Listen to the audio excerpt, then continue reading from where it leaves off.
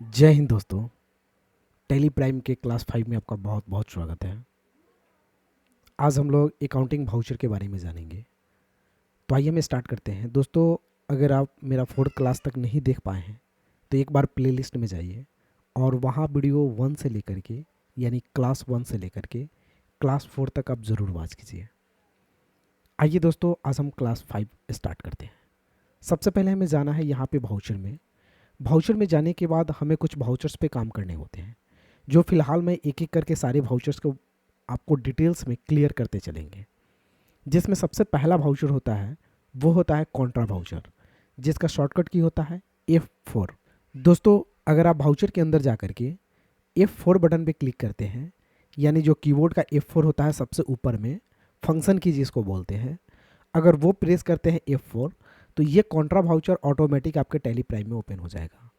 अगर दोस्तों शॉर्टकट की याद नहीं हो तो आप इधर में जाए, राइट साइड में जो लिस्ट दिख रहा है शॉर्टकट का, यहाँ पे आपको कॉन्ट्रा वाउचर दिख जाएगा।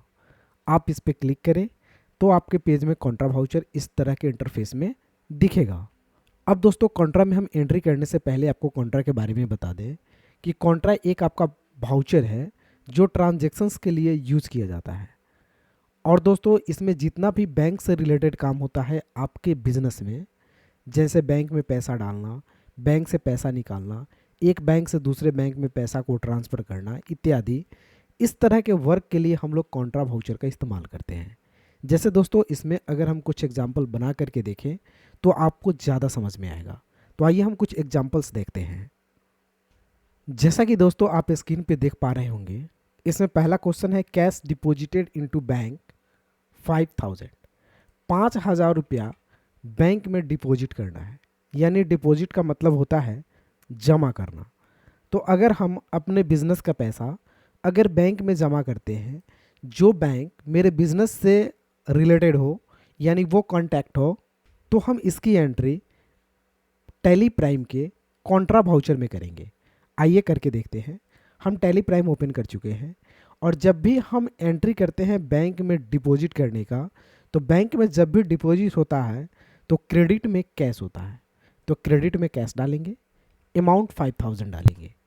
अब दोस्तों डेबिट में क्या डालेंगे, तो हम ये पैसा कहाँ को जमा कर रहे हैं, बैंक में।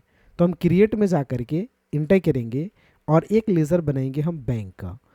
अंडर कहाँ जाएगा, तो बैंक कोई भी कंपनी का हो, बैंक बैंक अकाउंट में ही जाता है। तो दोस्तों, अंडर में लिस्ट ऑफ ग्रुप से बैंक अकाउंट को सेलेक्ट करना है, देन इंटर करके अगर आप बैंक अकाउंट डिटेल्स डालना चाहते हैं तो यहाँ पे बैंक की अकाउंट नंबर, IFSC कोड और यहाँ पे स्विफ्ट कोड, बैंक का नाम, ब्रांच, ये सारे चीज़ डाल करके और इसे एक्सेप्ट कर लेना है। अब दोस्तों फिर इंटर करेंगे।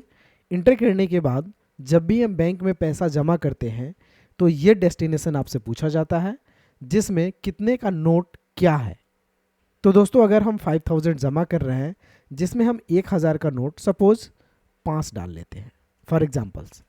इंटर करने के बाद हम यहाँ पे एक नरेशन लिखेंगे, बीइंग कैश डिपॉजिटेड,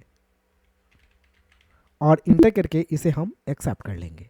तो दोस्तों, इस तरह से पहला एंट्री मेरी हो जाती है कॉन्ट्रा वाउचर का। अगर दोस्तों मैंने इस एंट्री में कोई गलती कर दिया, बाय मिस्टेक हो गई, तो हम इसे कहाँ सुधारेंगे। इसके लिए एस्केप से बैक जाएंगे। बैक जाने के बाद गेटवे ऑफ टैली पे आएंगे। उसके बाद नीचे एक ऑप्शन दिख रहा है डेबुक का। डेबुक पे जाने के बाद आपने जो ट्रांजेक्शन जिस डेट को बनाया, वो ट्रांजेक्शन्स और वो वाउचर्स यहाँ पे शो करेगा। आप उसको सेलेक्ट करके इंटर करेंगे, तो इंटर करने के बाद वो वाउचर्स फिर से वही डिज़ाइन में खुलेगा जिस डिज़ाइन में आपने इसे बनाया था। अब आप इसमें आसानी से एडिटिंग कर सकते हैं। अगर मान लिया जाए 5000 की जगह 4000 ही हो तो हम आसानी से चेंज कर सकते हैं। तो कभी भी अगर आपको चेंजिंग करने की ज़रूरत पड़े, जैसे 2000 का मैंने 2 नोट डाला और इसको 0 कर लिया, तो इस हिसाब से कभी भी चेंज करने की ज़रूरत होती है तो हमें उसके लिए वाउचर यानी डेबुक में जाना होता है। तो हम यहाँ से डेबुक में जा कर के अपने वाउचर्स में किए गए काम को एडिटिंग कर सकते हैं। तो दोस्तों, आपने सीखा वाउचर्स में वर्क करना और उस वर्क में अगर कोई मिस्टेक हो जाती है तो उसे एडिटिंग करना।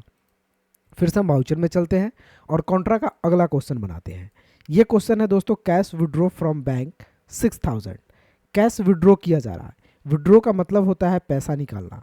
बैंक से अगर पैसा निकालते हैं हम लोग, उसे विड्रॉ कहते हैं। तो विड्रॉ करने का एंट्री हम लोग टैली प्राइम में कॉन्ट्रा वाउचर में ही करेंगे। F4 प्रेस करने से कॉन्ट्रा आपका ओपन हो जाता है। अगर नहीं ओपन है तो, अगर यहाँ पे आप चेक कर रहे हैं ओपन है, तो आप इसमें आसानी से एंट्री करेंगे। कभी भी पैसा आप विड्रॉ करते हैं तो उसके डेबिट में हमेशा आपका कैश होता है। तो क्रेडिट में आपको यहाँ पे लिखना है बैंक, अमाउंट कितना निकालना है 6000। तो यहाँ से 6000 लिखते हैं, या फिर अगर हम 5000 ही लिखते हैं, इंटर करते हैं। इंटर करने के बाद ये पैसा कैश में आ रहा है, तो यहाँ से हम क्या लिखेंगे, कैश लिखेंगे। और कैश लिखने के बाद नरेशन टाइप करेंगे, बीइंग कैश विड्रॉ, और इंटर करके हम इसे एक्सेप्ट कर लेंगे। अब दोस्तों ये क्वेश्चंस भी आपका बन चुका है। एस्केप से बैक जाएंगे, यहाँ से डेबुक में जाएंगे, और दोनों क्वेश्चन यहाँ पे आपको दिखाई देगा। अब दोस्तों इस क्वेश्चन को ओपन करके देखना है, तो सेलेक्ट करके और इंटर कीजिएगा, तो क्वेश्चन आपको यहाँ से ओपन हो जाएगा। तो इस तरह से आप क्वेश्चन को ओपन करके देख सकते हैं। अब दोस्तों अगला वाउचर है, अगला जो क्वेश्चन है वो कॉन्ट्रा वाउचर का ही है। Cash transfer SBI to BOI bank. Cash transfer किया जा रहा है SBI बैंक से BOI बैंक में। तो दोस्तों अगर कभी भी कैश ट्रांसफर किया जाए किसी भी बैंक से किसी भी बैंक में, तो उसकी एंट्री भी कॉन्ट्रा वाउचर में ही किया जाता है।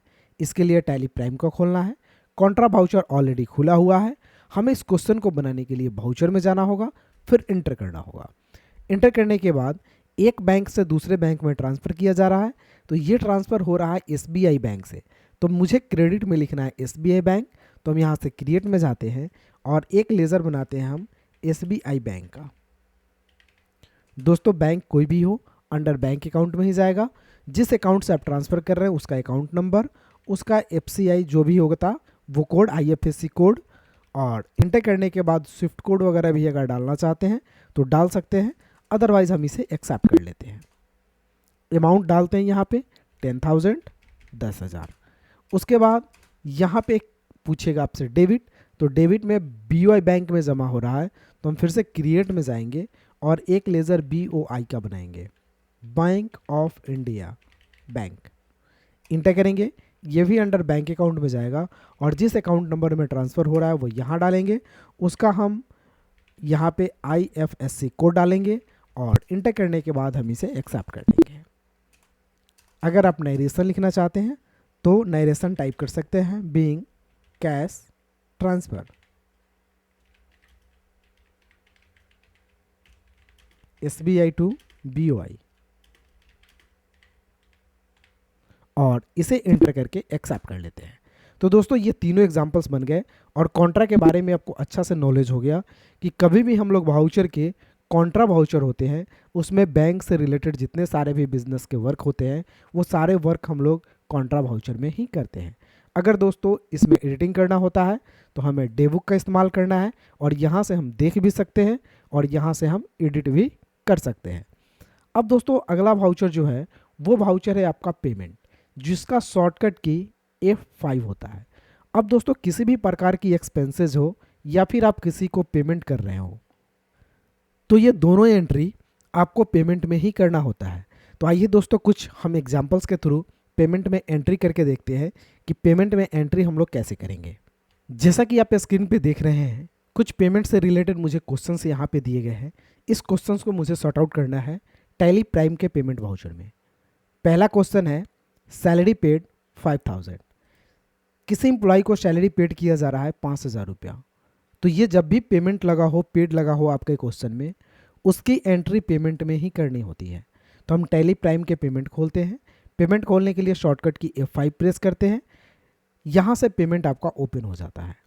अब इसके डेबिट में होगा सैलरी और क्रेडिट में होगा कैश।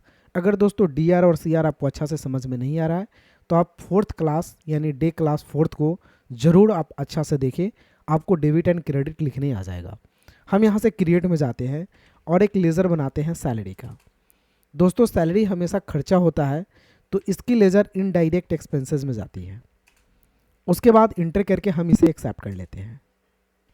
अब दोस्तों यहाँ पे हम अमाउंट डालते हैं। अमाउंट डालने के बाद फिर से इंटर करेंगे तो आपसे क्रेडिट पूछेगा, एक बार और इंटर कीजिएगा, और ये पैसा आपने कैश में पे किया है तो यहाँ से हम कैश को सेलेक्ट करेंगे और यहाँ पे नरेशन टाइप करेंगे बीइंग सैलरी पेड और इंटर करके हम एक्सेप्ट कर लेंगे। तो दोस्तों इस तरह से आपका पहला क्वेश्चन बन जाता है। दूसरा क्वेश्चन है रेंट पेड बाय चेक 6000। आपने रूम का रेंट या कोई भी चीज़ का रेंट पे किया है बाय चेक के थ्रू 6000 रुपया। टैली प्राइम में जाएंगे, ये भी पेमेंट हो रहा है तो ये भी पेमेंट में ही बनेगा। डेबिट में रेंट का लेज़र बनाना होगा, तो हमें क्रिएट में जाना है और एक रेंट का लेज़र बनाना है। रेंट का लेज़र अंडर इनडायरेक्ट एक्सपेंसेस में ही जाएगा क्योंकि ये खर्चा हो रहा है। एंटर करेंगे, अमाउंट 6000 है तो 6000 डालेंगे। क्रेडिट के सामने आएंगे तो ये पैसा बाई बैंक के थ्रू दिया जा रहा है यानी चेक के थ्रू। तो जब भी दोस्तों अगर कैश की एंट्री ना हो तो हम वहाँ पे कैश नहीं डालते हैं। पेमेंट में हमेशा क्रेडिट में आपका कैश ही होता है या बैंक ही होता है, क्योंकि पैसा हमेशा आपका जाते ही रहता है। तो यहाँ क्रेडिट में हमेशा कैश या बैंक ही होगा, अदरवाइज कुछ नहीं। तो हम यहाँ पे बैंक डालते हैं। बैंक डालने के बाद हम इंटर करेंगे और नाइरेशन यहाँ पे टाइप करेंगे being rent paid by bank या चेक और इसे हम एक्सेप्ट कर लेंगे। अब दोस्तों पेमेंट की सेकेंड एंट्री भी हो चुकी है। तीसरी एंट्री है cash paid to Rahul 4000। Rahul को पैसा पेमेंट किया जा रहा है, यहाँ पे भी पेमेंट हो रहा है। दोस्तों कभी भी अगर आपके क्वेश्चंस में पेड लग गया तो वो क्वेश्चंस पेमेंट में ही जाएगा। Cash paid to Rahul 4000। तो कभी भी पेमेंट करेंगे तो हम टैली प्राइम को ओपन करेंगे, पेमेंट को ओपन करेंगे और यहाँ पे पेमेंट किया जा रहा है कैश राहुल को। तो हमें एक डीआर में राहुल का लेज़र बनाना होगा। क्रिएट में जाकर के हम एक राहुल का लेज़र बनाएंगे। दोस्तों राहुल को पैसा हम पेमेंट कर रहे हैं तो या तो परचेज या पेमेंट करें, उसकी लेज़र संडी क्रेडिटर में ही जाती है क्योंकि ये आपके लिए क्रेडिटर है। फिर दोस्तों इंटर करेंगे। इंटर करने के बाद बिल बाय बिल ऑप्शंस को नो करेंगे और इसे हम एक्सेप्ट कर लेंगे। अमाउंट यहाँ से हम देख लेते हैं, अमाउंट 4000 पेमेंट हो रहा है तो यहाँ पे 4000 को टाइप करेंगे। अब दोस्तों ये पैसा बाई कैश में पे हो रहा है तो यहाँ से हम कैश को सेलेक्ट करेंगे क्योंकि जब भी आपके क्वेश्चन में चेक की जिक्र कुछ इस तरह की जिक्र ना हो, इसका मतलब कैश ही समझा जाता है। तो ये पैसा आपको कैश पे हो रहा है तो हम यहाँ से कैश डालेंगे। कैश डालने के बाद अगर आप नरेशन लिखना चाहते हैं तो नरेशन हम लिख सकते हैं being cash paid to Rahul और इसे हम इंटर करके एक्सेप्ट कर लेंगे। दोस्तों ये क्वेश्चंस भी आपकी बन चुकी है। अगला क्वेश्चन है वेजेस पेड। वेजेस का मतलब होता है मजदूरी चार्ज आपने 800 रुपया पे किया है तो इसको भी हम लोग पेमेंट में ही बनाएंगे। F5 प्रेस करेंगे, पेमेंट खुलेगा। डेबिट में वेजेस का लेज़र बनाएंगे तो WAGES एक लेज़र बनाते हैं, ये जाएगा इनडायरेक्ट एक्सपेंसेस में क्योंकि ये खर्चा है आपके लिए और इसे हम एंटर करेंगे। अमाउंट डालेंगे 800 और क्रेडिट में ये पैसा कैश कर रहे हैं क्योंकि चेक की कोई जिक्र नहीं है क्वेश्चन में, तो हम यहाँ पे कैश डालते हैं और एक नरेशन डालेंगे बीइंग वेजेस पेड और इसे हम इंटर करके एक्सेप्ट कर लेंगे। अब दोस्तों जो भी पेमेंट या कॉन्ट्रा के क्वेश्चन को मैंने बनाया उसे एडिट करना हो या देखना हो तो हम स्किप से बैक जाएंगे, डेबुक में जाएंगे। यहाँ पे जितने क्वेश्चंस मैंने बनाए वो यहाँ आपको डेट वाइज कैसा क्वेश्चंस है उसका पार्टिकुलर्स और कौन सा वाउचर में आपने टाइप किया वो और किस वाउचर में कितने नंबर पर टाइप किया वो, ये सारे चीज़ डेबिट में कितने अमाउंट है, क्रेडिट में कितने अमाउंट है, ये सारे चीज़ आपको डेबिट में शो करेंगे। अगर दोस्तों किसी का एडिटिंग करना हो या डिटेल्स जानना हो तो आप इंटर करके भी उसे देख सकते हैं। अगर दोस्तों मान लिया जाए किसी ट्रांजेक्शन्स को डिलीट करना हो, जैसे ये कॉन्ट्रा का SBI बैंक का ट्रांजेक्शन डिलीट करना है तो हम इसे सेलेक्ट करके ओपन करेंगे, अल्ट और डी बटन प्रेस करेंगे तो डिलीट का सिंबल आ जाएगा। यहाँ से यस करेंगे तो ये डाटा आपका यहाँ से डिलीट हो जाएगा। तो दोस्तों डिलीट करने के लिए यहीं पे आपको क्वेश्चन को ओपन करना है, अल्ट डी बटन प्रेस करना है, डिलीट का सिंबल आएगा, इंटर कर दीजिएगा, डाटा आपका डिलीट हो जाएगा। तो दोस्तों आज आपने दो वाउचर के बारे में जाना, कॉन्ट्रा और पेमेंट। दोस्तों हम अगले क्लास में अगले वाउचर्स को भी एक एक करके हम सारे वाउचर्स को समझाने वाले हैं आपको। तो अगर आप मेरे चैनल को सब्सक्राइब नहीं किए हैं तो ज़रूर कर लें क्योंकि इस तरह का एजुकेशनल वीडियो आपको हमेशा मिलता रहे। फिर मिलते हैं दोस्तों किसी अगले वीडियो में, तब तक के लिए जय हिंद।